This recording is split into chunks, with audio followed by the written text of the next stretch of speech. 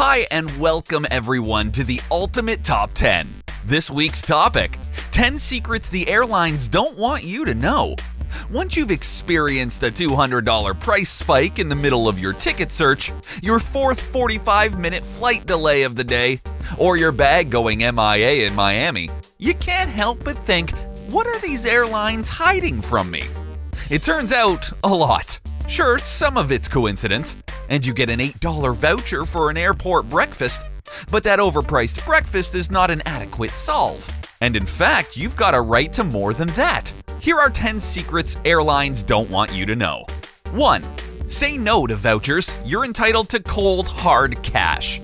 Do not settle for vouchers. They're the airline equivalent of Jeffrey dollars. If you're bumped from a flight because it's overbooked, the U.S. Department of Transportation, DOT, has compensation rules of up to $1,300 in cash if the airline fails to rearrange plans within 2 hours of your flight.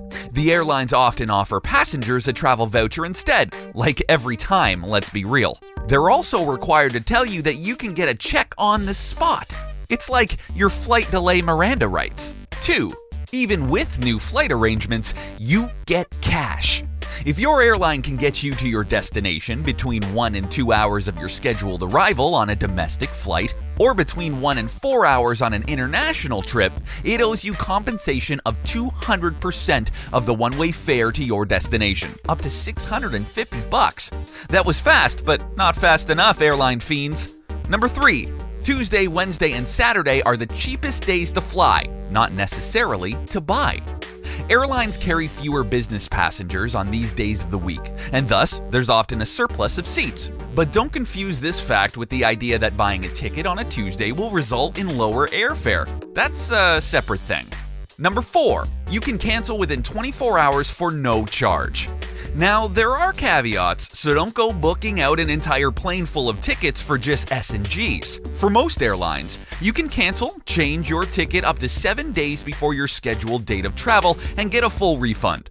The notable exception, American Airlines, which instead allows you to hold a ticket up to 24 hours at the price you see. Additionally, you need to book directly with the airline's website, not through a third-party booking site, although big ones like Expedia or Travelocity offer policies similar to those of airlines. But the big takeaway, you can have buyer's remorse for up to a full day. And some airlines, like Southwest, have even more generous refund policies that let you change plans until right before you take off. Number 5. They owe you way more for delayed luggage than they'll offer to pay. If your bag is delayed, not lost, airlines will try to placate you with $25 or $50 per day. But the DOT says it's not enough to salvage a wedding, a ski trip, or an important business trip. These companies can owe you up to $3,300 in liability for a domestic U.S. trip, so long as you've got receipts to prove you needed that stuff. Looks like upon arrival, a new tuxedo is in order. You can always wear Armani. Number 6. If the plane sits for 3 hours, you can hop off. During a lengthy tarmac delay in the U.S., upon either arrival or departure, the DOT says an airline can't keep you on a plane for more than 3 hours on a domestic flight or 4 hours on an international flight, without allowing you to get off if you wish. So no, playing Transformers Age of Extinction again as in-flight entertainment isn't gonna cut it. Also, the airline is obligated to get that food and water cart running down the aisle after 2 hours of delay. Hey, pass the peanuts. Number 7. If your itinerary changes, they pay the difference. Let's say you get delayed and end up not flying with your original carrier. Well, if the airline arranges alternate transportation with another carrier, it must cover all the expenses and extra fees the new airline might assess. So if there's only a first-class seat available, it's yours, and it won't cost you an extra penny. Hey, pass over the champagne.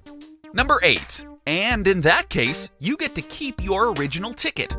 So tell the airline to get its meaty paws off your second vacation. In essence, you get to double dip for the annoyance of changing plans. The DOT adjusts compensation values for inflation every 2 years, for what it's worth.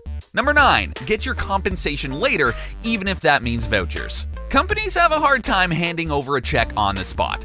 State in your complaint that you're willing to accept vouchers for future services or frequent flyer miles, and they are more ready to oblige. At least you walk away with another vacay. Armed with this list of rights to get yours the next time they try to make your life a living hell.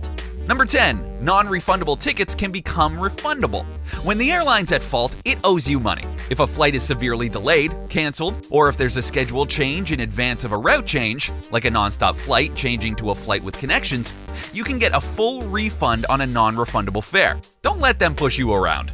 Well, that's it for this top 10. Thanks for watching, and if you liked this video, please feel free to leave a comment down below. Also, please remember to like and subscribe. I'll see you again next time here at the Ultimate Top 10.